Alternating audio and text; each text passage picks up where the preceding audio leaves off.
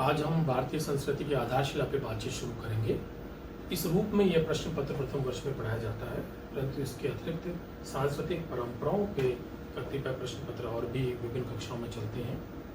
संस्कृति और संस्कृति की विशेषताएं या सांस्कृतिक परंपराएं इस रूप में भी महत्वपूर्ण है कि आजकल परीक्षाओं में जो प्रश्न आते हैं, चाहे वो इतिहास की परीक्षा हो या सामान्य ज्ञान की परीक्षा हो, उन सब में अधिकांश इतिहास पर प्रश्न संस्कृति पर केंद्रित हुआ करते हैं। राजनीतिक इतिहास से प्रश्न पत्र पूछने की परंपरा अब क्षीण हो गई है, तो सांस्कृतिक परंपराओं को, उनकी विरासतों को पहचानना परीक्षा उपयोगी दृष्टि से भी महत्वपूर्ण है। ये इसलिए भी महत्वपूर्ण है कि ये हमें हमारी परंपरा की जीवन दृष्टि को और हमारी परंपरा की विशेषताओं को समझने में हमारी मदद देता है। तो इस प्रश्न पत्र पे या इसकी कक्षा को चर्चा को शुरू करने से पहले हम कतिपय पारिभाषिक शब्दों को देख लें। तो इसमें जो सबसे पहला जो शब्द है, जिसको हम बड़े सामान्य रूप से, नियमित रूप से व्यवहार भी करते हैं, वह है संस्कृति। तो संस्कृति आपके लिए अंग्रेजी में जो वर्ड है वह कल्चर है, और ये इसकी एटोमोलॉजिकल यदि हम उत्पत्ति देखें तो ये एक लैटिन वर्ड से निकला है, जिसका मतलब होता है सिस्टमेटिक ग्रोथ या कल्टीवेशन। हिंदी में ये शब्द आया है संस्कृत के दो शब्दों से,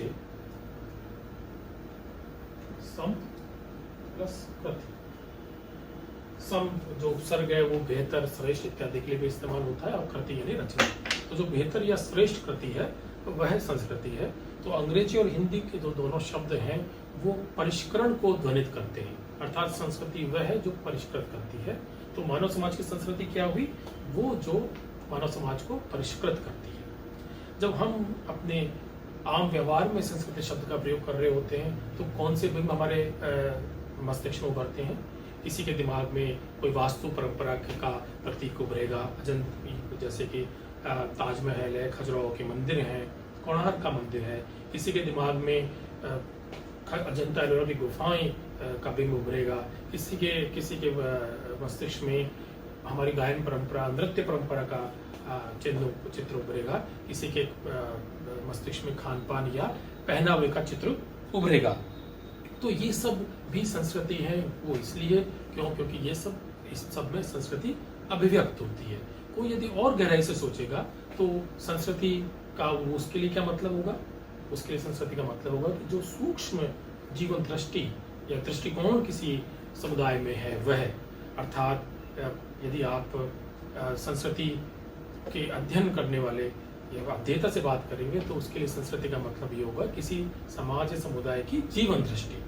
मसलन जेंडर या लैंगिक पे कोई समाज कैसे सोचता है, हिंसा को लेकर के समाज की क्या दृष्टि है, यह उसकी संस्कृति को अभिव्यक्त करता है। तो इस प्रकार से संस्कृति जो है, it's a total set of beliefs, custom, traditions and the way we express it. तो जो संस्कृति या कल्चर है वह हमारी समुच्चय है समस्त विश्वासों का, आस्थाओं का, और उनको अभिव्यक्त करने की जो पद्धतियां हैं उनका, वो सब मिलकर के संस्कृति बनती है। तो ये जो हमारे विचारों और विश्वासों का समूह है, यह सामूहिक चेतना के रूप में या कलेक्टिव कॉन्शियंस के रूप में हमारे में मौजूद रहता है। तो ये जो कलेक्टिव कॉन्शियंस है या जो सामूहिक चेतना है एक रूप में, वह भी संस्कृति है। तो इस सामूहिक चेतना को, चूंकि कलेक्टिव कॉन्शियंस या सामूहिक चेतना कोई हम संस्कृति मानते हैं या मान रहे हैं, ये कैसे आती है? सामूहिक चेतना को हम सामाजिक रूप से अपने पूर्वजों से प्राप्त करते हैं। दो चीजें हैं जो हम अपने पूर्वजों से प्राप्त करते हैं, या दो पद्धतियां हैं जिससे हम अपने पूर्वजों से चीज आगत करते हैं। एक है जैविक या जेनेटिक, जिससे हमारा रूपाकार बनता है, और एक सामाजिक। तो जो सामाजिक प्राप्तियां हैं which we received from our ancestors, वो सब सामाजिक प्राप्तियां हमारी संस्कृति को बनाती हैं। और जो एंथ्रोपोलॉजिस्ट हैं, नृवंश शास्त्री हैं, वो ये मानते हैं कि मानव का समाज ज्यादा प्रभावित होता है सामाजिक प्राप्तियों से बनिस्बत उसकी जैविक प्राप्तियों के।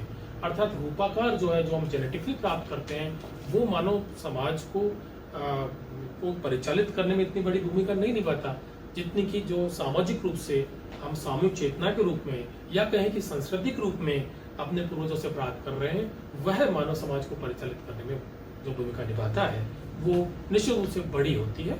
इसलिए हम ये कह सकते हैं कि संस्कृति जो है वह एक बहुत ही महत्वपूर्ण संकल्पना है। संस्कृति के बरक से एक शब्द और हम सुनते हैं, सभ्यता, civilization, culture and civilization. Europe में इनका इंटरचेंजेबली या परस्पर एक दूसरे के विरुद्ध इस्तेमाल हो जाता है, अर्थात संस्कृति की जगह सभ्यता का या सभ्यता की जगह संस्कृति का, परंतु इनमें एक छोटा सा सूक्ष्म अंतर है जिसको हम यहाँ दृष्टिपात कर सकते हैं। संस्कृति में मूलतः जो चीज है वो बड़ी सूक्ष्म है, उस पर जोर जो है विश्वास या जीवन दृष्टि का है।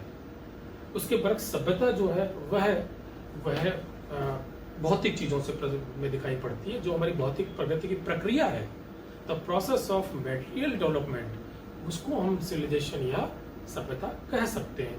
मसलन जब हम मनुष्य के विकास को पढ़ते हैं, ह्यूमन इवोल्यूशन को पढ़ते हैं, तो सभ्यता के कई क्रम हमें उसमें दिखाई पड़ते हैं, जैसे कि लौह युग, पाषाण युगीन सभ्यता, उसके बाद ताम्र युगीन सभ्यता, उसके बाद लौह युगीन सभ्यता, औद्योगिक क्रांति के बाद की औद्योगिक सभ्यता, वर्तमान की जो है सूचना क्रांति युग की सभ्यता। तो इन सब में जो चीज एक हमें दिखाई पड़ती है इन सब क्रमों में, वह उनकी भौतिक प्रगति की एक खास स्थिति है। लौह युग का व्यक्ति लोहे का इस्तेमाल कर रहा था जीवन में, या पाषाण युग का व्यक्ति जो था पाषाण पे अवलंबित था उसका भौतिक जीवन। औद्योगिक समाज वो था जिसका भौतिक जीवन जो औद्योगिक क्रांति पे अवलंबित था, और ये जो सूचना युग का समाज है उसको अवलंबित है इस इंफॉर्मेशन टेक्नोलॉजी पे, जिससे कि आज हम ये लेक्चर का आदान प्रदान भी कर रहे हैं।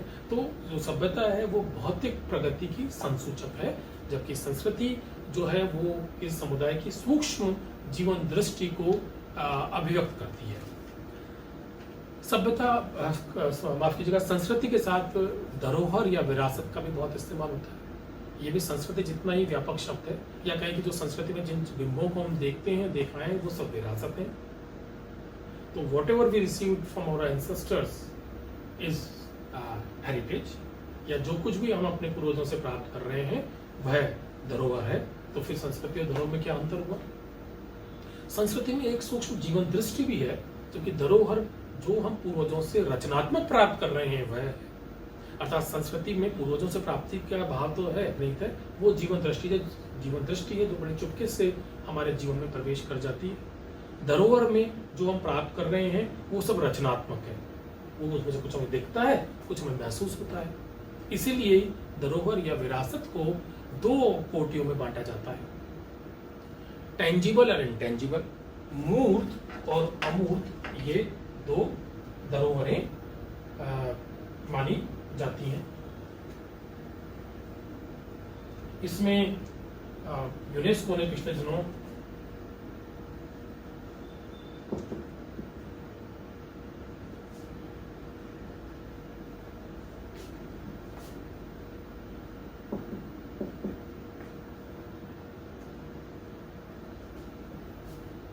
यूनेस्को ने इसके ऊपर कुछ कोटियां बनाई हैं और विश्व की समस्त धरोहरों को इस दो कोटियों के अंदर इकट्ठा करने का काम शुरू किया है।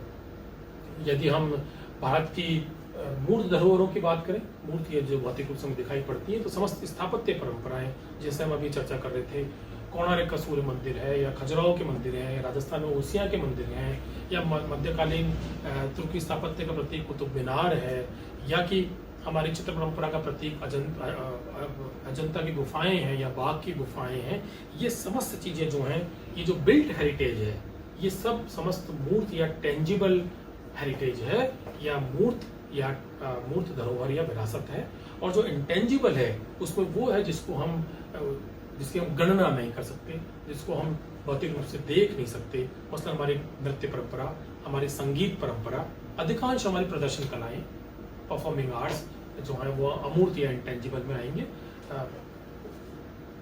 राजस्थान का घूमर नृत्य है, या छऊ या बिहू नृत्य है, या क्लासिकल डांस की मोहिनीअट्टम, भरतनाट्यम, कुचिपुड़ी, कथकली शैलियां हैं, ये सब हमारा इंटेंजिबल या अमूर्त विरासत का हिस्सा है। और जब पिछले दिनों यूनेस्को ने जो लिस्ट बनाई है, या टेंजिबल और इंटेंजिबल से जो विरासत या धरोहर की कोटियां विकसित किए हैं, उसमें भारत की बहुत सारी धरोहरें शामिल हैं।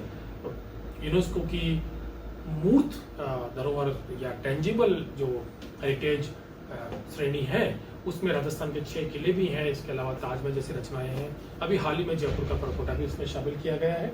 और जो इंटेंजिबल है, उसमें मोहिनीअट्टम जैसे नृत्य परंपराएं हैं। राजस्थान का अपना कालबेलिया डांस है जो इसमें शामिल किया गया है। तो मोटे तौर पे यदि देखा जाए तो जो भरत मुनि ने नाट्यशास्त्र में जो ललित कला की परिभाषा दी है, जिसमें समस्त प्रदर्शन और चाक्षुष कलाएं सम्मिलित होती हैं काव्य के अतिरिक्त, वह सब हमारी धरोहर का हिस्सा है। क्योंकि ललित कला को परिभाषित करते हुए भरत मुनि ने उसमें काव्य को शामिल किया है, उसमें वास्तु को शामिल किया है, उसमें मूर्त विज्ञान को शामिल किया है और नृत्य और गायन को शामिल किया है। तो ये समस्त जो मोटे तौर पे ललित कला की श्रेणी के वर्ग में जो चीजें आती हैं, वो हमारी धरोहर का हिस्सा बनती हैं। इसके अतिरिक्त हमारा खान पान, ये जो हमारा क्यूजिन है, जैसे राजस्थान में यदि दाल बाटी चूरमा है तो वह हमारा धरोहर है। क्यों? क्योंकि वह भी हम पास्ट से या पूर्वजों से प्राप्त कर रहे हैं।